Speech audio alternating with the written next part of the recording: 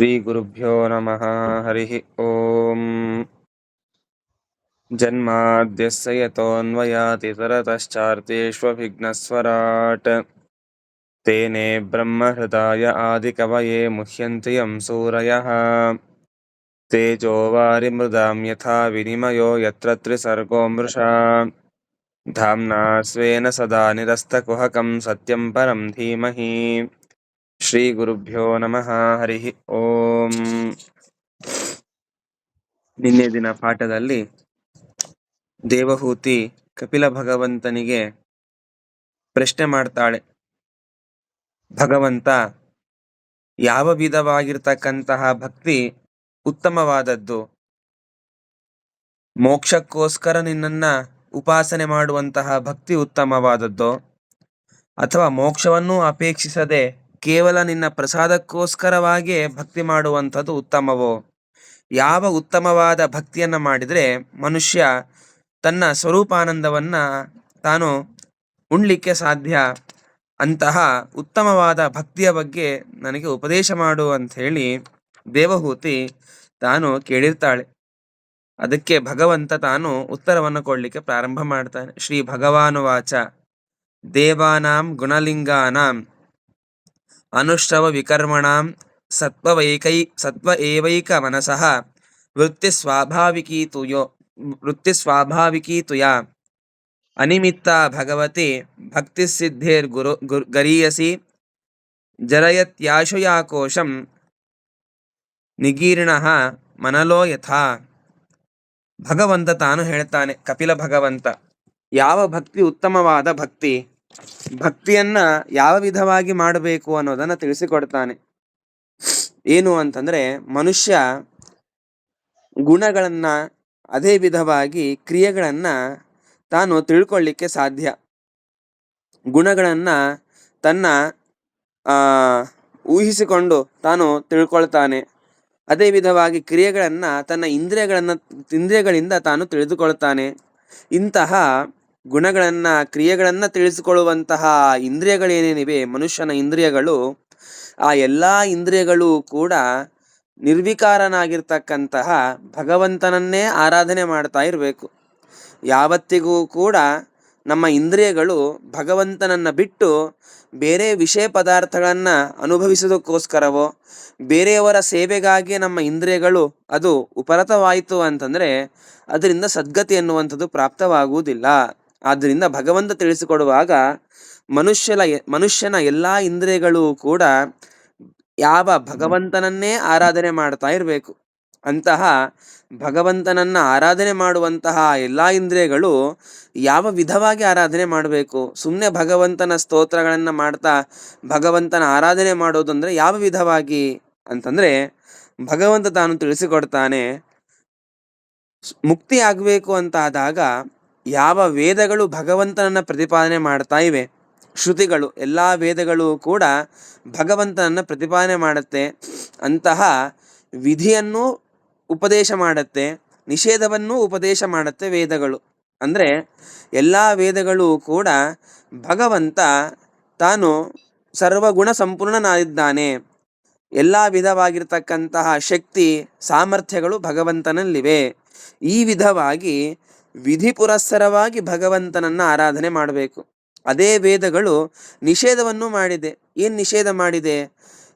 ಭಗವಂತನಲ್ಲಿ ದುಃಖ ಇಲ್ಲ, ಭಗವಂತನಲ್ಲಿ ದ್ವೇಷ ಇಲ್ಲ, ಭಗವಂತನಲ್ಲಿ ನಿದ್ರಾ ಎನ್ನುವಂತಹ ಆಲಸ್ಯ ಗುಣ ಇಲ್ಲ. ಈ ವಿಧವಾಗಿ ಕೆಲವೊಂದು ದುರ್ಗುಣಗಳನ್ನ ಭಗವಂತನಲ್ಲಿ ಇಲ್ಲ ಅಂತ ನಿಷೇಧವೂ ಮಾಡಿದೆ. ಈ ವಿಧವಾಗಿ ಭಗವಂತನನ್ನ ವಿಧಾನ ಮಾಡಿದ ವೇದಗಳು ಯಾವ ವಿಧವಾಗಿ ಪ್ರತಿಪಾದನೆ ಮಾಡ್ತಾ ಇವೆ, ಆ ವಿಧಾನ ಪುರಸ್ಸರವಾಗಿ ಭಗವಂತನ ಆರಾಧನೆ, ನಿಷೇಧ ಪುರಸ್ಸರವಾಗಿ ಭಗವಂತನ ಆರಾಧನೆ, ಈ ವಿಧವಾಗಿ ಭಗವಂತನನ್ನ ಎಡಬಿಡದೆ ಎಲ್ಲಾ ಇಂದ್ರಿಯಗಳು ಕೂಡ ಭಗವಂತನನ್ನ ಆರಾಧನೆ ಮಾಡ್ತಾ ಇದ್ದು ಅಂತಂದ್ರೆ ಆ ಭಕ್ತಿಯಿಂದ ಪರಮಾತ್ಮ ತಾನು ಸಂತುಷ್ಟನಾಗಿ ಅವರಿಗೆ ಮುಕ್ತಿಯನ್ನು ತಾನು ಪ್ರಾಪ್ತ ಮಾಡಿಕೊಡ್ತಾನೆ. ಆ ಮುಕ್ತಿ ಭಗವಂತ ತಿಳಿಸಿಕೊಡುವಾಗ ತಾನೇ ಹೇಳ್ತಾನೆ, ಅನಿಮಿತ್ತ ಭಗವತಿ ಭಕ್ತಿ ಸಿದ್ಧೇ ಗರೀಯಸಿ. ಆ ಭಕ್ತಿ ಎನ್ನುವಂಥದ್ದೇನಿದೆ ಆ ಭಕ್ತಿಯಿಂದ ಭಗವಂತನ ಆರಾಧನೆ ಮಾಡ್ತಾರೆ ಮನುಷ್ಯರು. ಇಂತಹ ಭಗವಂತನ ಸೇವೆ ಮಾಡುವಂಥದ್ದೇ ಉತ್ತಮವಾಗತ್ತೆ. ಮುಕ್ತಿಯಲ್ಲಿ ಸುಖ ಅನುಭವಿಸೋದು ಸ್ವಲ್ಪ ಕಡಿಮೆನೇ ಆಗತ್ತೆ ಅಂಥವರಿಗೆ.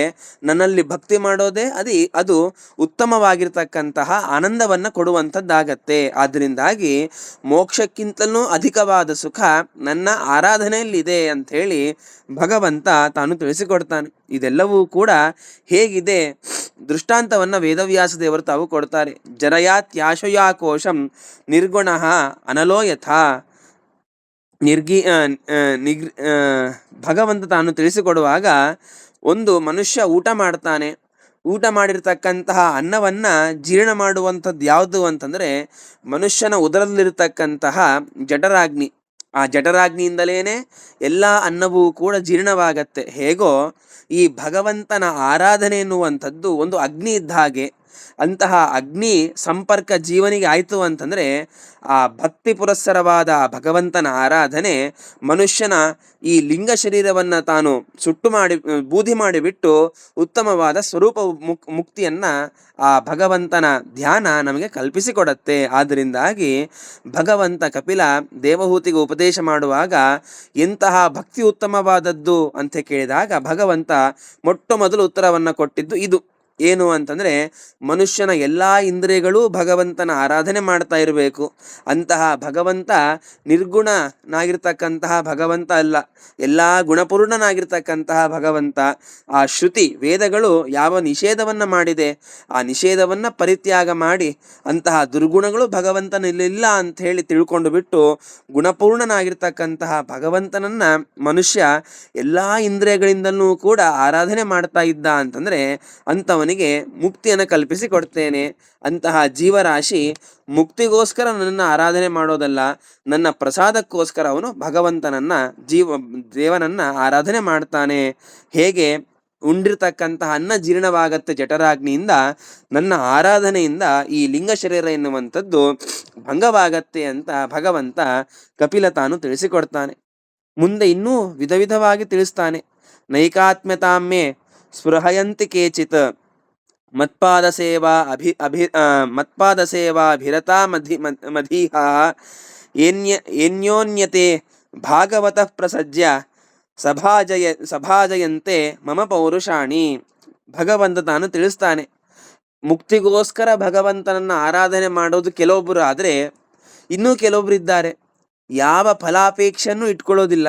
ಕೇವಲ ಭಗವಂತನ ಪ್ರಾಪ್ತವಾಗೋದಕ್ಕೋಸ್ಕರ, ಭಗವಂತನ ಪ್ರಸಾದ ಆಗೋದಕ್ಕೋಸ್ಕರ ಮಾತ್ರ ಭಗವಂತನ ಆರಾಧನೆ ಮಾಡ್ತಾರೆ ಕೆಲವೊಬ್ಬರು.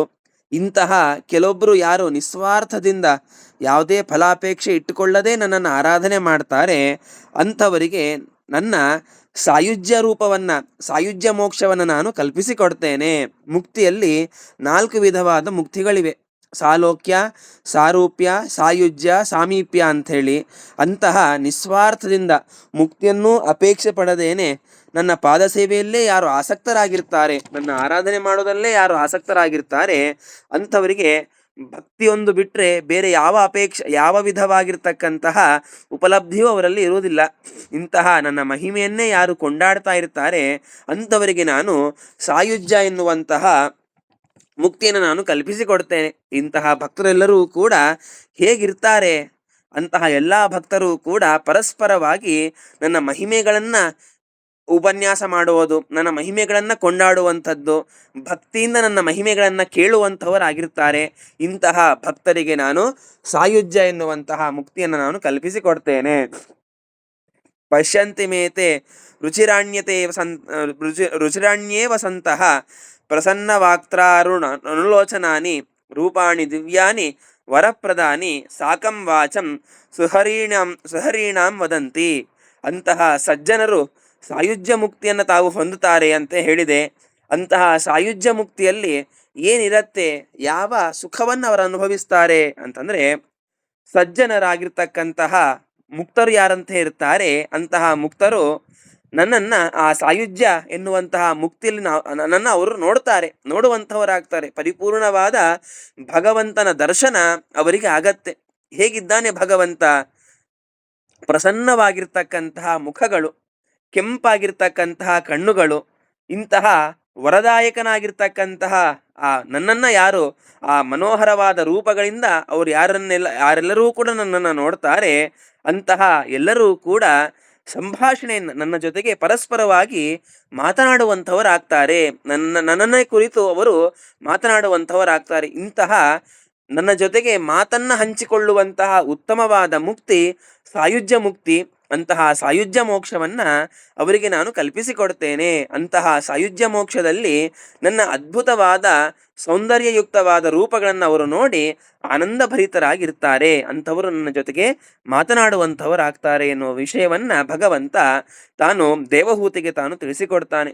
ನೈತದ್ದರ್ಶನೀಯ ಅವಯವೈ ರೂಪೈ ವಿಲಾಸಃ ಕ್ಷೇತಿ ವಿಲಾಸಃ ವಿಲಾಸಃ ಕ್ಷೇಕ್ಷಿ ವಸಾಹಯ ರೂಪೈ ಹೃತಾತ್ಮನೋ ಹೃತ್ಯ ಪ್ರಾಣಸ್ಯ ಭಕ್ತಿ ಮನ್ವಿಚ್ಯತೋ ಗಮನೀಯಂ ಪ್ರಯುಂಜೆ.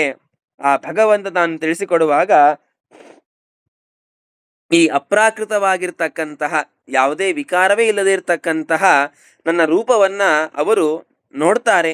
ಇಂತಹ ರೂಪವನ್ನ ಅವರು ಗಮನಿಸಿ ಬಿಟ್ಟು ನನ್ನಲ್ಲಿ ಭಕ್ತಿಯೊಂದನ್ನೇ ಮಾತ್ರ ಅವರು ಮಾಡ್ತಾ ಮಾಡ್ತಾ ಆ ಮುಕ್ತಿಯಲ್ಲೂ ನನ್ನನ್ನು ಭಕ್ತಿ ಮಾಡುವಂಥವರಾಗ್ತಾರೆ. ಇಂತಹ ಆ ಭಕ್ತಿಯನ್ನೇ ಅವರು ಅಭಿವೃದ್ಧಿ ಮಾಡಿಕೊಂಡು ಮುಕ್ತಿಯಲ್ಲಿಯೂ ಕೂಡ ತಾರತಮ್ಯ ಎನ್ನುವಂಥದ್ದಿರುತ್ತೆ. ಆ ತಾರತಮ್ಯ ಗುಣಾನುಸಾರವಾಗಿ ಅವರಿಗೆ ನಾನು ಮುಕ್ತಿಯಲ್ಲಿ ಸುಖವನ್ನು ನಾನು ಕಲ್ಪಿಸಿಕೊಡ್ತೇನೆ. ಇಂತಹ ಭಗವಂತ ತಾನು ದೇವಹೂತಿಗೆ ತಿಳಿಸಿಕೊಡುವಾಗ ಆ ಸಾಯುಜ್ಯ ಎನ್ನುವಂತಹ ಮುಕ್ತಿಗೆ ಯಾರು ಹೋಗ್ತಾರೆ ಅಂತಂದರೆ, ಯಾವ ಫಲಾಪೇಕ್ಷೆಯನ್ನು ಇಟ್ಟುಕೊಳ್ಳದೆ ಭಗವಂತನ ಪ್ರಾಪ್ತಗೋಸ್ಕರವೇ ಯಾರು ಆರಾಧನೆ ಮಾಡ್ತಾರೆ ಅಂಥವರು ಇಂತಹ ಮುಕ್ತಿಗೆ ತಾವು ಹೋಗ್ತಾರೆ. ವಾಸ್ತವಿಕವಾಗಿ ಭಗವಂತ ತಿಳಿಸಿಕೊಡುವಾಗ ಮುಕ್ತಿಯನ್ನು ಹೊಂದಿ ಅಲ್ಲಿ ಸುಖವನ್ನು ಅನುಭವಿಸಬೇಕು ಎನ್ನುವಂತಹ ಅಪೇಕ್ಷೆ ಸಜ್ಜನರಿಗಿರುವುದಿಲ್ಲ. ಆದರೂ ಕೂಡ ಆ ಭಗವಂತ ತಾನು ಹೇಳ್ತಾನೆ, ನಾನೇ ನನ್ನ ಮಾಯಾ ಎನ್ನುವಂತಹ ಒಂದು ಶಕ್ತಿಯಿಂದಾಗಿ ಅವರಿಗೆ ನಾನು ಛತ್ರ ಚಾಮರಾದಿ ವಿಧ ವಿಧವಾಗಿರ್ತಕ್ಕಂತಹ ಭೋಗಗಳನ್ನು ಅವರಿಗೆ ನಾನು ಕಲ್ಪಿಸಿಕೊಡ್ತೇನೆ. ಅಷ್ಟೇ ಅಲ್ಲ, ಅಣಿಮಾದಿ ಅಷ್ಟವಿದ್ಯೆಗಳು ಕೂಡ ಸಿದ್ಧಿಗಳು ಕೂಡ ಅವರಿಗೆ ಅಲ್ಲಿ ಪ್ರಾಪ್ತವಾಗತ್ತೆ. ಅಣಿಮಾ ಮಹಿಮಾ ಚೈವ ಗರಿಮಾ ಲಗಿಮಾ ತಥಾ ಪ್ರಾಪ್ತಿ ಪ್ರಾಕ್ಯಾಮ್ಯಮೀಶಿತ್ವಂ ವಶಿತ್ವಂ ಚಾಷ್ಟಭೂತಯ. ಅಣಿಮ ಮಹಿಮಾ ಗರಿಮ ಲಘಿಮ ಪ್ರಾಪ್ತಿ ಪ್ರಾಕಾಮ್ಯ ಈಶಿತ್ವ ವಶಿತ್ವ ಎನ್ನುವಂತಹ 8 ವಿಧವಾಗಿರ್ತಕ್ಕಂತಹ ಸಿದ್ಧಿಗಳು ಅವೆಲ್ಲವೂ ಕೂಡ ಏನು ಅಂಥೇಳಿ ಮತ್ತೆ ನೋಡೋಣ. ಇಂತಹ ಸಿದ್ಧಿಗಳು ಮುಕ್ತಿಯಲ್ಲಿರ್ತಕ್ಕಂತಹ ಜೀವರಾಶಿಗಳಿಗೆ ಪರಮಾತ್ಮ ತಾನು ಕಲ್ಪಿಸಿಕೊಡ್ತಾನೆ. ಇದನ್ನು ಯಾವುದನ್ನೂ ಕೂಡ ಅವರು ಬಯಸುವುದಿಲ್ಲ.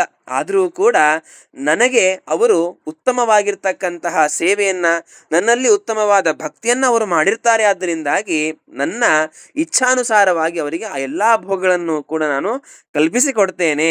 ಇಂತಹ ಮುಕ್ತಿಯಲ್ಲಿರ್ತಕ್ಕಂತಹ ಜೀವರಾಶಿಗಳು ಅವರೆಂಥವರಾಗಿರ್ತಾರೆ? ಮುಕ್ತಿಯನ್ನು ಹೊಂದುವಾಗ ಭಗವಂತನಲ್ಲಿ ಭಕ್ತಿ ಮಾಡಬೇಕು. ಅಂತಹ ಭಕ್ತಿ ಅದು ಹೇಗಿರಬೇಕು ಭಗವಂತ ತಾನು ತಿಳಿಸಿಕೊಡ್ತಾನೆ. ಯೋಷಾಮಹಂ ಪ್ರಿಯ ಆತ್ಮ ಸುತಶ್ಚ ಸಖಾ ಗುರು ಸುಹೃದೋ ದೈವಮಿಷ್ಠಂ. ಅಂತಹ ಉತ್ತಮರಾಗಿರ್ತಕ್ಕಂತಹ ಜೀವರಾಶಿಗಳು ನನ್ನನ್ನೇ ಅತ್ಯಂತ ಪ್ರೀತಿಯನ್ನು ಅವರು ಮಾಡ್ತಾರೆ. ನನ್ನಲ್ಲಿ ಪ್ರೀತಿ ಮಾಡಿದಷ್ಟು ಯಾರಲ್ಲಿಯೂ ಕೂಡ ಪ್ರೀತಿ ಮಾಡುವಂಥವರಾಗಿರೋದಿಲ್ಲ. ನನ್ನಲ್ಲೇ ಪ್ರೀತಿಯನ್ನು ಮಾಡಿರ್ತಕ್ಕಂತಹ ಅವರಿಗೆ ನಾನೇನಾಗಿರ್ತೇನೆ?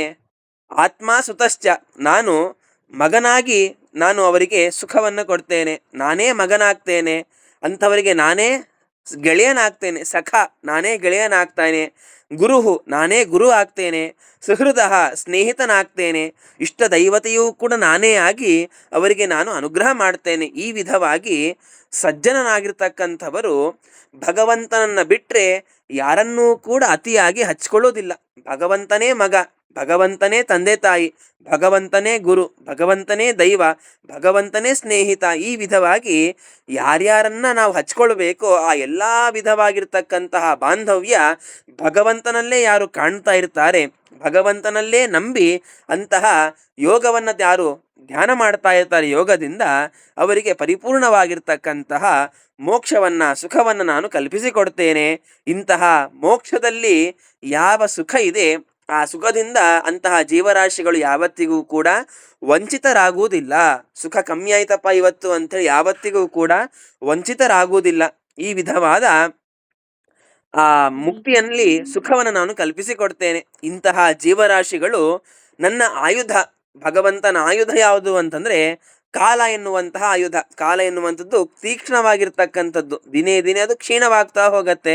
ಇಂತಹ ನನ್ನ ಆಯುಧವಾಗಿರ್ತಕ್ಕಂತಹ ಯಾವ ಕಾಲಚಕ್ರ ಇದೆ, ಆ ಕಾಲಚಕ್ರವನ್ನು ಅವರು ಮೀರಿ ನಿಂತು ಆ ಜರ ಮರಣಾದಿ ರೋಗಗಳಿಂದ ಅವರು ಗ್ರಸ್ತರಾಗದೇನೆ ಯಾವತ್ತಿಗೂ ಮರಣರಹಿತರಾಗಿ ಬಿಟ್ಟು ಅವರು ಮುಕ್ತಿಯಲ್ಲಿ ತಾವು ಸುಖವನ್ನು ಅನುಭವಿಸುವಂಥವರಾಗ್ತಾರೆ. ಇಂತಹ ಅದ್ಭುತವಾಗಿರ್ತಕ್ಕಂತಹ ಮುಕ್ತಿಯನ್ನು ನಾನು ಕಲ್ಪಿಸಿಕೊಡ್ತೇನೆ. ಇಂತಹ ಭಗವಂತನನ್ನ ಚಿಂತನೆ ಮಾಡಬೇಕು ಎಲ್ಲ ಇಂದ್ರಿಯಗಳಿಂದ.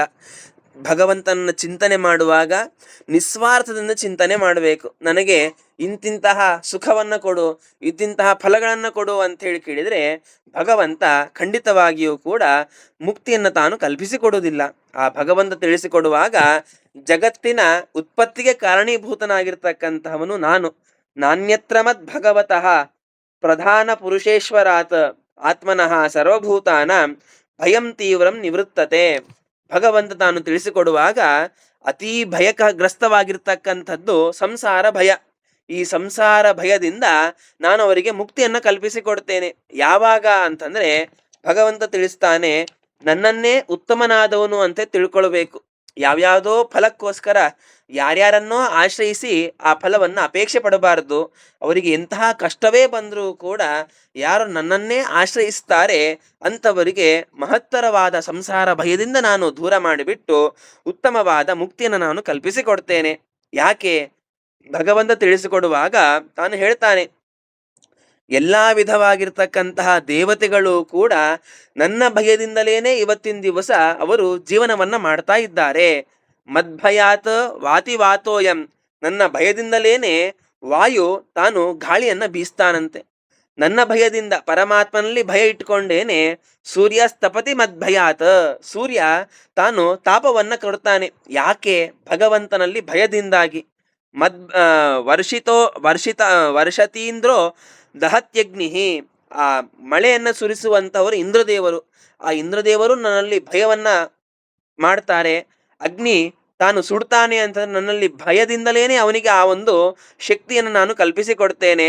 ಮೃತ್ಯು ತಾನು ಕಾಲಕ್ಕೆ ಅನುಗುಣವಾಗಿ ಜೀವನನ್ನ ತಗೊಂಡು ಹೋಗ್ತಾನೆ ಅಂತಂದ್ರೆ ಅವನು ಕೂಡ ಆಲಸ್ಯ ಮಾಡದೇನೆ ನನ್ನಲ್ಲಿ ಭಕ್ತಿಯನ್ನ ಮಾಡಿಯೇನೆ ಅವನು ಆ ಕಾರ್ಯವನ್ನ ಮಾಡ್ತಾನೆ. ಆದ್ರಿಂದಾಗಿ ಎಲ್ಲಾ ವಿಧವಾಗಿರ್ತಕ್ಕಂತಹ ದೇವತೆಗಳು ಕೂಡ ಇಂತಿಂತಹ ಕಾರ್ಯವನ್ನ ಅವರು ಮಾಡ್ತಾ ಇದ್ದಾರೆ ಅಂತಂದ್ರೆ ನನ್ನಲ್ಲಿ ಭಯದಿಂದಲೇನೆ ಅವರು ಇಂತಿಂತಹ ಕಾರ್ಯವನ್ನ ಮಾಡ್ತಾರೆ. ಆದ್ದರಿಂದಾಗಿ ಮನುಷ್ಯ ಯಾರ್ಯಾರನ್ನೋ ಯಾವ್ಯಾವುದೋ ಫಲಕ್ಕೋಸ್ಕರ ಅಪೇಕ್ಷೆ ಪಟ್ಟು ಅವರನ್ನು ಆಶ್ರಯಿಸುವಂಥದ್ದಲ್ಲ, ನನ್ನನ್ನು ಆಶ್ರಯಿಸಬೇಕು. ಯಾರು ಭಗವಂತನನ್ನ ಆಶ್ರಯಿಸ್ತಾರೆ ಅಂಥವರಿಗೆ, ನಿಸ್ವಾರ್ಥದಿಂದ ಯಾರನ್ನು ಆಶ್ರಯಿಸ್ತಾರೆ ಭಗವಂತನನ್ನ, ಅಂಥವರಿಗೆ ಭಯದಿಂದ ಯುಕ್ತವಾಗಿರ್ತಕ್ಕಂತಹ ಸಂಸಾರದಿಂದ ಅವರು ವಿಮುಕ್ತರನ್ನಾಗಿ ಮಾಡಿ ಮುಕ್ತಿಯನ್ನು ನಾನು ಅವರಿಗೆ ಕಲ್ಪಿಸಿಕೊಡ್ತೇನೆ. ಆದ್ದರಿಂದಾಗಿ ಯೋಗಿಗಳು, ಸಜ್ಜನರು, ಮುಕ್ತರು ಅಂತ ಯಾರಿರ್ತಾರೆ ಅವರು ಕ್ಷೇಮಕ್ಕೋಸ್ಕರವಾಗಿ, ತಮ್ಮ ಹಿತಕ್ಕೋಸ್ಕರವಾಗಿ ಅಭಯಹಸ್ತನಾಗಿರ್ತಕ್ಕಂತಹ ಭಗವಂತನನ್ನ ತಾವು ಆರಾಧನೆ ಮಾಡ್ತಾರೆ. ಅಂತಹ ಭಗವಂತನ ಪಾದ ಸೇವೆಯನ್ನ ಮಾಡ್ತಾರೆ. ಅಂತಹ ಭಗವಂತನ ಪಾದ ಸೇವೆಯಿಂದ ಜ್ಞಾನ ಭಕ್ತಿ ವೈರಾಗ್ಯಗಳಿಂದಾಗಿ ಸಹಿತರಾಗಿ ಬಿಟ್ಟು ಮುಕ್ತಿಯನ್ನು ತಾವು ಆಶ್ರಯಿಸ್ತಾರೆ. ಆದ್ದರಿಂದಾಗಿ ಮುಕ್ತಿಯನ್ನು ಹೊಂದುವಾಗ ಎಂತೆಂತಹ ಭಕ್ತಿ ಉತ್ತಮವಾದದ್ದು ಅಂಥೇಳಿ ದೇವಹೂತಿ ಪ್ರಶ್ನೆ ಮಾಡಿದ್ದಕ್ಕೆ ಭಗವಂತ ಇಷ್ಟೊಂದು ವಿಧವಾಗಿ ಉತ್ತರವನ್ನು ಕೊಟ್ಟು ಕೊನೆಗೆ ಉತ್ತರವನ್ನ ಇಷ್ಟೇನೆ ಸಾರಾಂಶ ಏನು ಅಂತಂದ್ರೆ, ಭಕ್ತಿಯನ್ನ ಮಾಡಬೇಕು. ಅಂತಹ ಭಕ್ತಿ ಮೋಕ್ಷಕ್ಕೋಸ್ಕರವಾಗಿಯೇ ಮಾಡಿದ್ರೆ ಭಗವಂತ ಮುಕ್ತಿಯನ್ನು ತಾನು ಕಲ್ಪಿಸಿಕೊಡ್ತಾನೆ. ಆದರೆ ಆ ಮುಕ್ತಿಯನ್ನೂ ಅಪೇಕ್ಷೆ ಪಡದೇನೆ ಭಗವಂತನ ಪ್ರಸಾದಕ್ಕೋಸ್ಕರವಾಗಿಯೇ ಮುಕ್ತಿಯನ್ನ ಮಾಡಿದ ಮನುಷ್ಯ ಅಂತ ಅಂದಾಗ ಅಂತಹ ಭಗವಂತ ಸಾಯುಜ್ಯ ಎನ್ನುವಂತಹ ಮುಕ್ತಿಯನ್ನ ಅವನು ಕಲ್ಪಿಸಿಕೊಟ್ಟು ಆ ಸಾಯುಜ್ಯ ಮುಕ್ತಿಯಲ್ಲಿ ತನ್ನ ವಿಧವಾದ ರೂಪಗಳ ದರ್ಶನವನ್ನ, ಆ ಸೌಂದರ್ಯ ದರ್ಶನವನ್ನು ತಾನು ಮಾಡಿಸಿ ಆ ಸೌಂದರ್ಯ ದರ್ಶನದಿಂದ ಆನಂದವನ್ನ ಪರಮಾತ್ಮ ಅವನಿಗೆ ಕಲ್ಪಿಸಿಕೊಟ್ಟು ಉತ್ತಮವಾಗಿರ್ತಕ್ಕಂತಹ ತಾನು ಸುಖವನ್ನ ಮುಕ್ತಿಯಲ್ಲಿ ತಾನು ಕಲ್ಪಿಸಿಕೊಡ್ತಾನೆ.